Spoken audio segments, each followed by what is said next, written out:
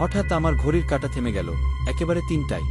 ভাবলাম ব্যাটারি গেছে, কিন্তু মোবাইল, দেয়ালের ঘড়ি সব একই সময় আটকে আছে। হঠাৎ ঘরের বাতি টিমটিম করতে শুরু করল।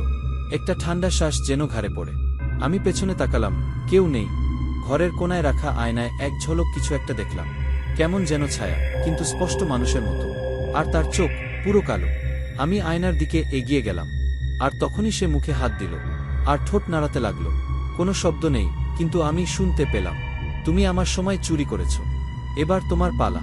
আমি চিৎকার করলাম, পিছিয়ে এলাম। ঘড়িগুলো আবার চলা শুরু করলো, কিন্তু উল্টো পথে। সময় এখন পেছাচ্ছে।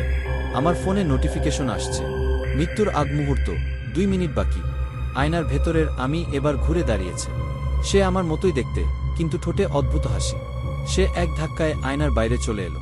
আমি এখন আয়নার ভিতরে বন্দী, আর সে এখন আমার জীবনে ঢুকে গেছে।